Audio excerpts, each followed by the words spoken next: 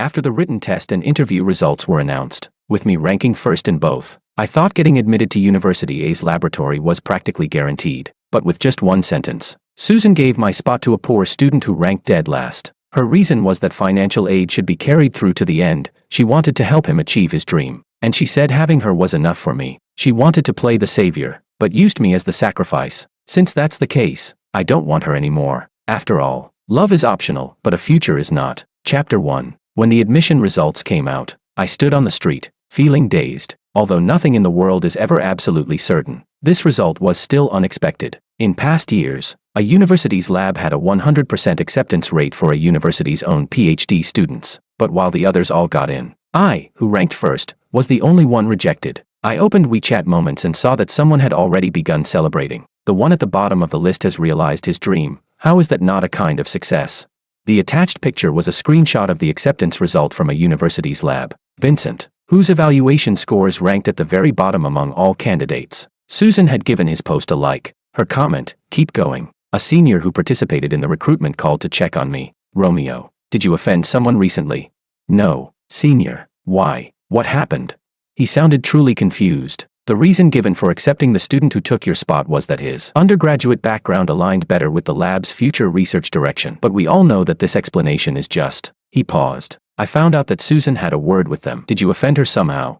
Hearing that, the chill in my heart deepened completely. Not many people knew that Susan and I were together, because her father was the largest shareholder of a university's lab. She said it was to avoid suspicion, so no one would gossip about me getting in because of her, and wanted to keep our relationship private. Only people in our closer circle knew. I had once appreciated her thoughtfulness, but the result now made people think I was rejected because I offended her. What an ironic joke. After thanking the senior and ending the call, I received a message from her. "Did the results come out?" I replied. "You already knew, didn't you?" Her call came almost immediately. I hung up. After several attempts, I blocked all her contact methods. I could live without love, but I could not let my future be ruined. My good brother Santiago tried to cheer me up and asked me out for a meal. Unexpectedly, fate had other plans. We ran right into them. To our handsome Vincent for successfully getting into the lab of his dreams and achieving his goals. Cheers.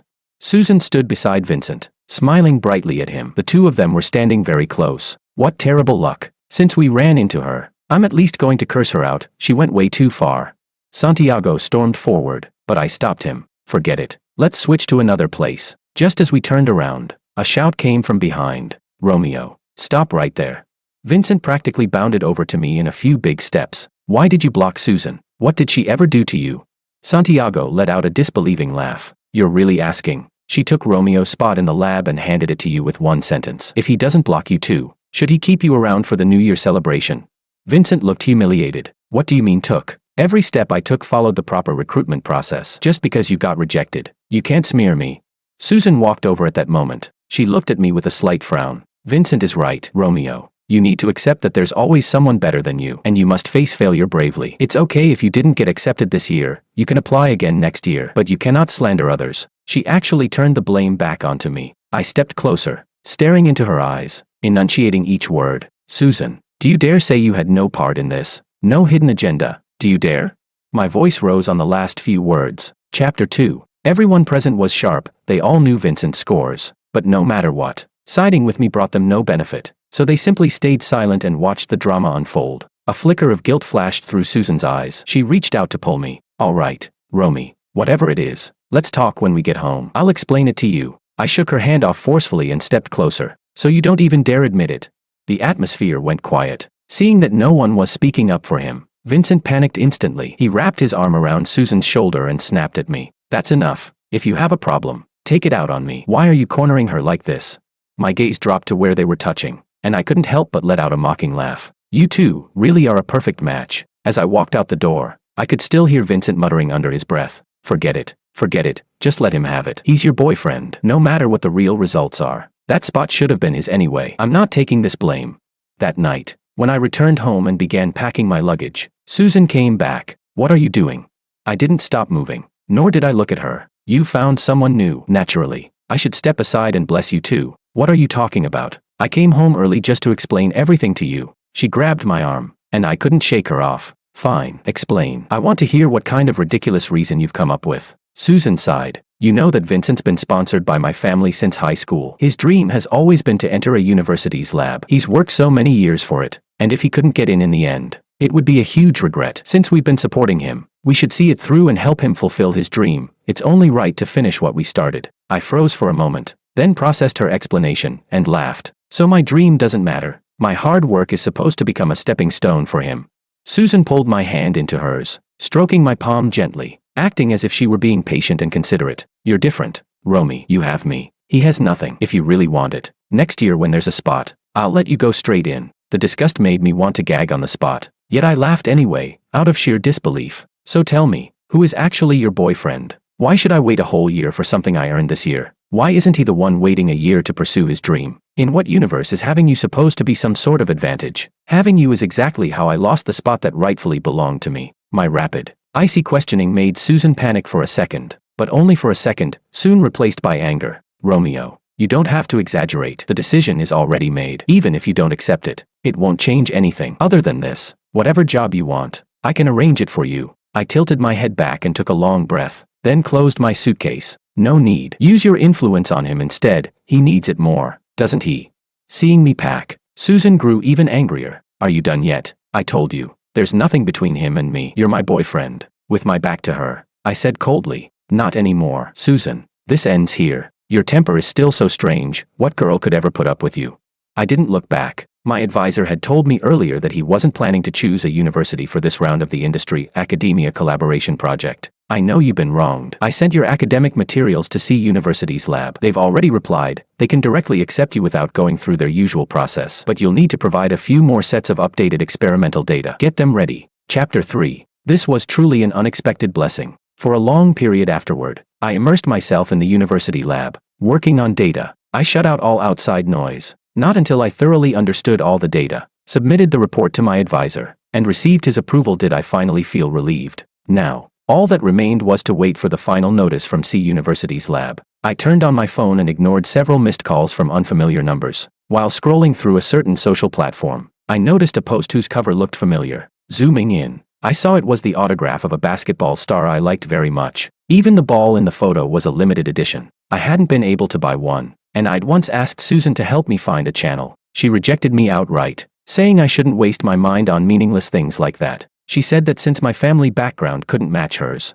I needed to work harder to gain her parents' approval. But now, Vincent had gotten it effortlessly. I don't even like playing basketball that much. I barely know this star. I just mentioned it casually, and she went to all that trouble to get it for me. The difference between love and the absence of love was so stark, ridiculous that I realized it only now, but fortunately, not too late. Thinking back, there had long been signs. Last year on Susan's birthday, I accompanied my advisor on a research trip and couldn't make it in time. When the schedule ended early and I rushed to the venue, the party was already in full swing. Someone asked, Susan, Princess, I'm really curious, how did you end up with Romeo? He has a weird temper. He's obsessed with research, and honestly seems pretty boring. What's so strange about it? Something you haven't tried always looks good from afar. Once you get tired of it, it's whatever. He puts on that aloof face every day. If I were a girl, I wouldn't like him either. That was Vincent's voice. Don't say that. I still like Romeo. Otherwise I wouldn't have been with him for this long. Susan's tone was as careless as always. Though she said she liked me, she didn't rebuke anyone who belittled me. What exactly do you like about him? You like him pretending?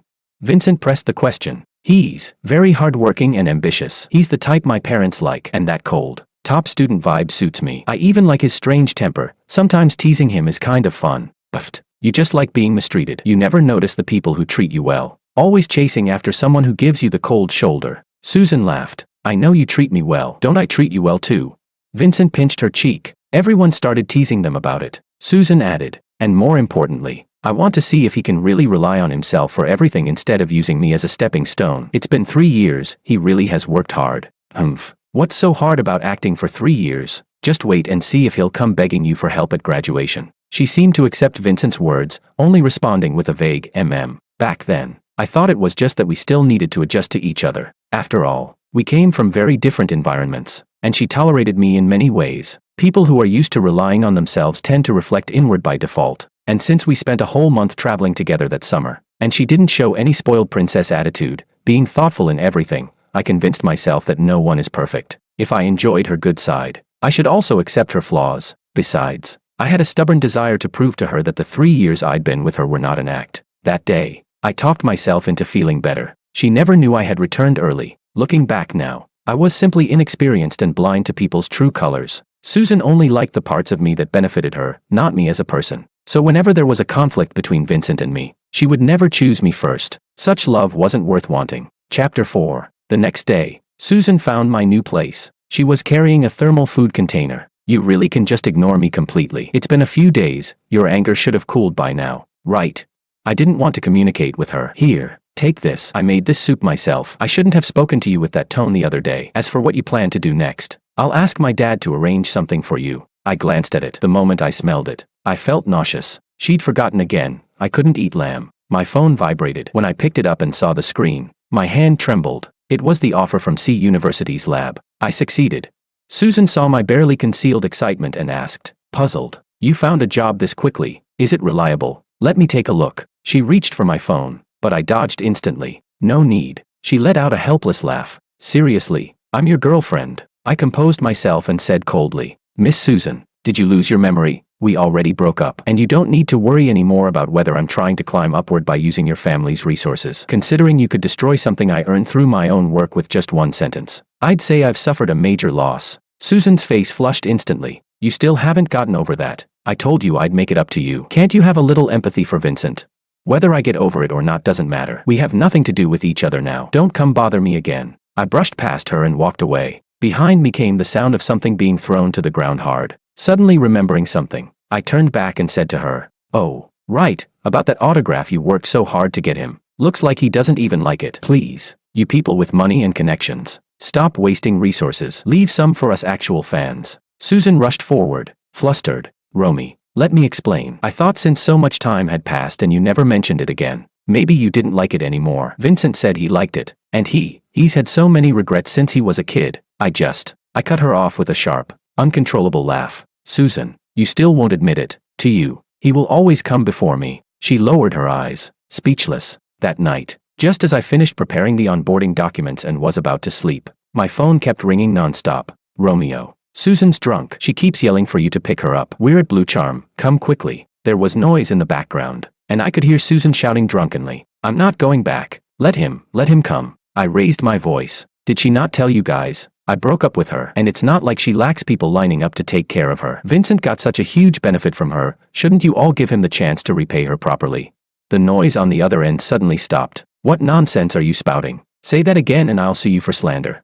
Vincent's panicked anger came through clearly. That line about him desperately trying to take care of her must have hit a sore spot. Tonight, every time he tried to get close to Susan, she pushed him away. The people who were teasing earlier had started giving him strange looks, as if he were some homewrecker trying to squeeze in. But Romeo had said they broke up. Yet at that exact moment, Susan was shouting again, "We didn't break up."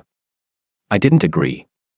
"Romy, come back." They must have turned on the speaker. Voices were overlapping chaotically. "Come on. The princess is already begging you. Enough is enough. Being dramatic doesn't look good." "He's right, Romeo. You didn't even get accepted this time. Don't you need Princess Susan to help you find a job? What good is breaking up going to do you?" I raised my voice again. "Susan, I broke up with you. If you keep bothering me, it's harassment. And the rest of you, don't contact me for any reason." I hung up. My irritation disappeared instantly. Then I booked a high-speed train ticket to C-City for a week later. Chapter 5. A classmate I got along with fairly well was hosting a birthday party and invited me. Considering I'd be leaving for Cloud City in a couple of days and would naturally see everyone less often in the future, and since she wasn't close to Susan and probably wouldn't invite her, I accepted. But the moment I arrived at the venue that evening, I saw the two of them surrounded by a group of people. I immediately knew what was going on. I turned around to leave, but the birthday girl grabbed me. "Top student, what did I do to offend you? You just got here and you're already trying to leave." Looking at her expression, maybe I had misunderstood her. She really didn't know anything about what happened between Susan and me. I chose a corner seat and sat down, listening to the people nearby whispering. "The guy next to Princess Susan, is that her boyfriend?" "Probably. I see them together all the time, but they've never really made it official." "Well, bringing him to a crowded event like this basically makes it official." I took sips of my drink, bored, and planned to greet the birthday girl and leave early. Susan walked over with a bright smile. "Romy, you look really handsome today." I lowered my eyes and didn't respond. She sat down beside me. "Today, I'm going to give you a surprise." From not far away, Vincent's stare, sharp and venomous, was fixed on me. Not interested. I still didn't look at her directly. Your temper really never changes. Only I can tolerate you like this. The birthday girl stepped on stage with a microphone. Thank you all so much for coming to my birthday party.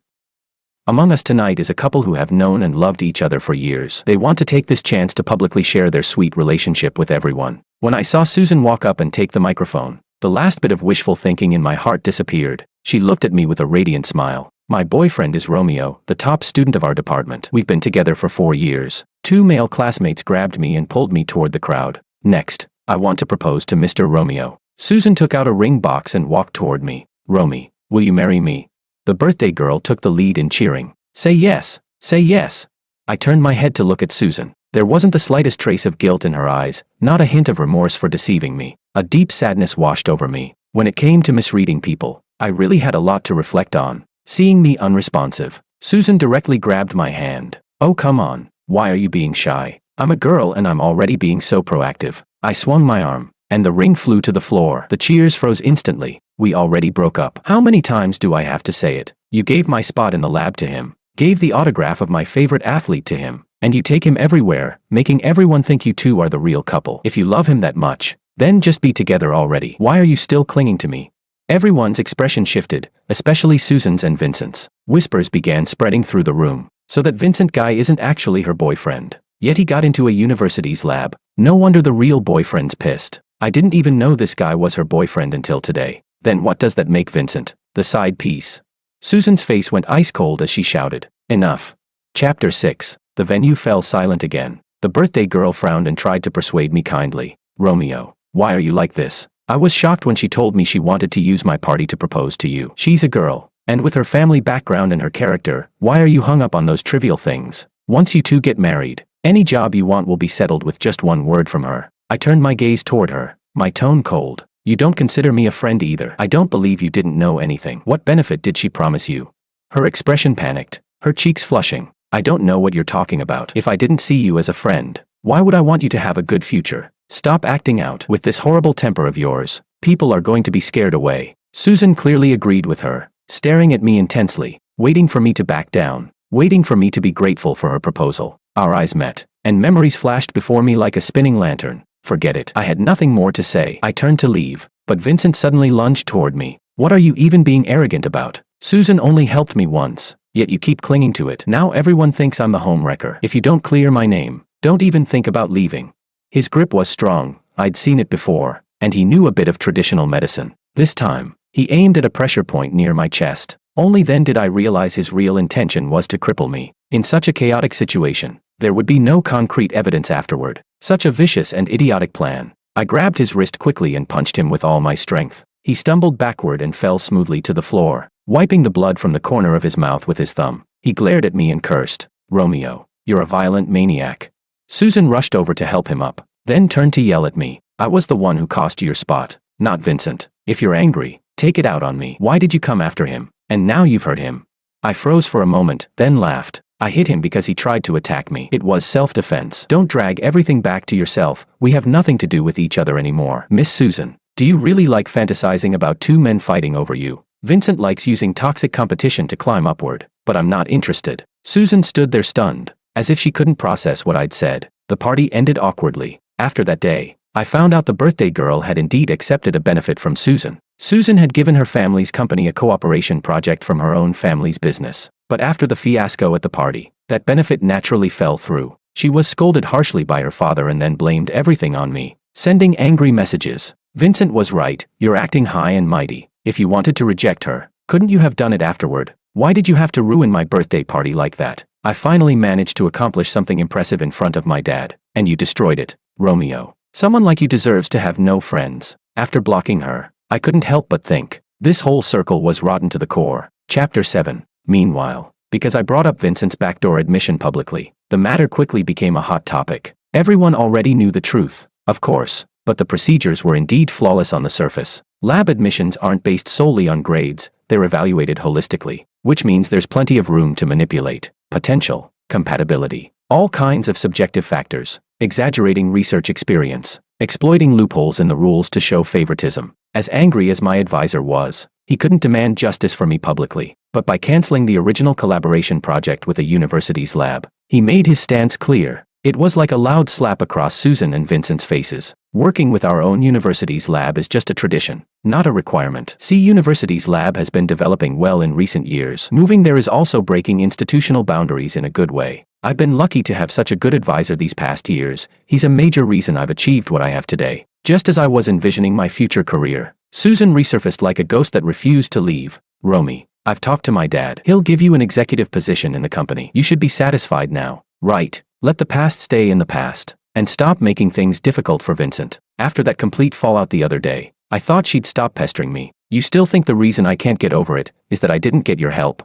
I hadn't expected that after 4 years. Her understanding of me was still so shallow. That's not what I meant. I just said I would compensate you. I don't need it. I'll earn my own future. If you stop destroying my opportunities, I'll already be grateful, okay?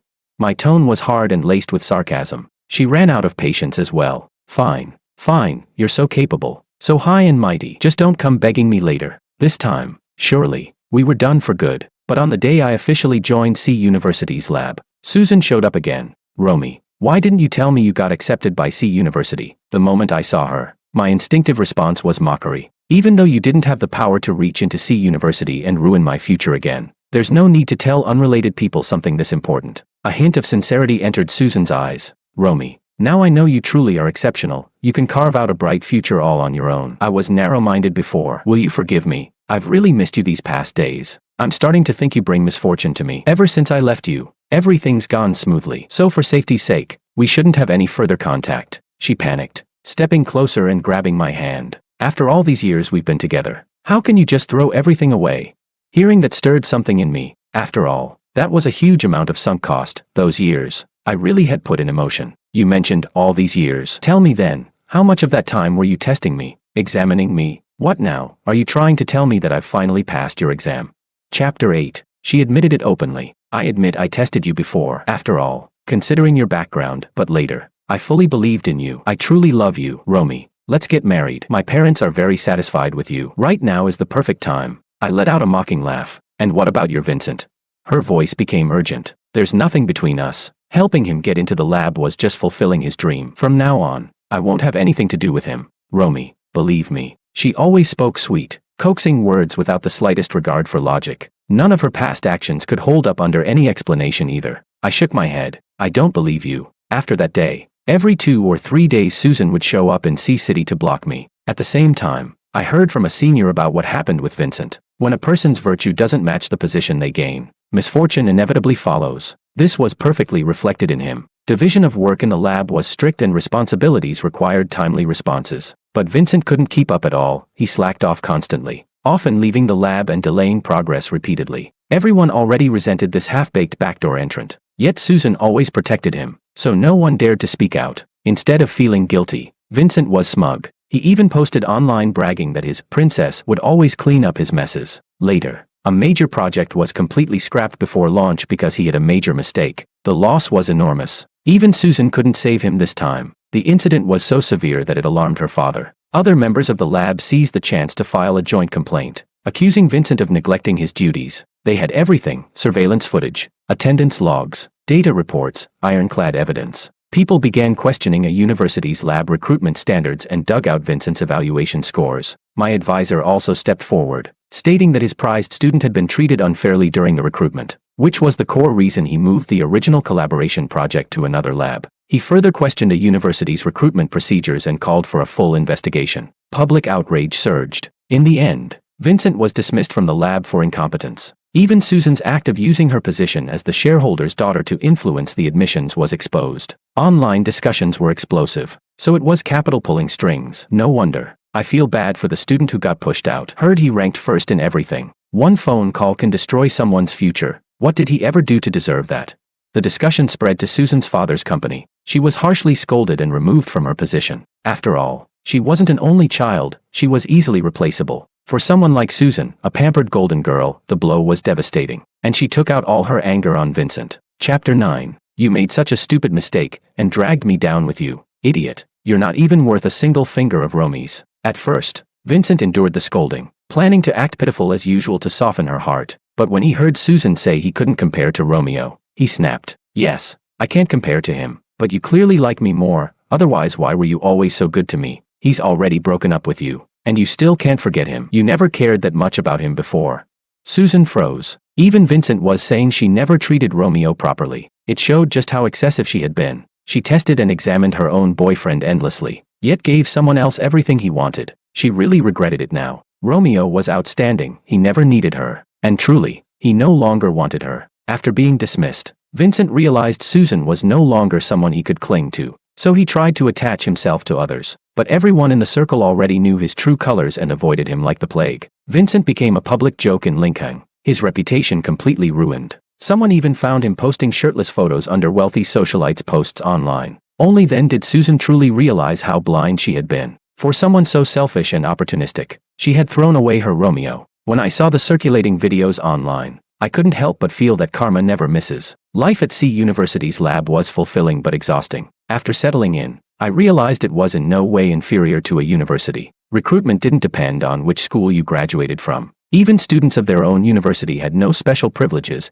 Everything was based on one's actual ability. Their research funding also increased year by year. Many professors, seeing the environment my advisor and I had here, shifted their collaboration projects to this lab as well. A university's lab lost many major projects. As its largest shareholder, Susan's father blamed her even more. He decided to send her to a subsidiary in Africa to atone for her mistakes, and she wouldn't be allowed to return unless she produced results. Before leaving the country, Susan came to find me again. In just 1 month, she had grown noticeably thinner, her whole person looking defeated. The eyes that once deeply attracted me, once bright like stars over the ocean, had grown dim. Romy, I'm leaving.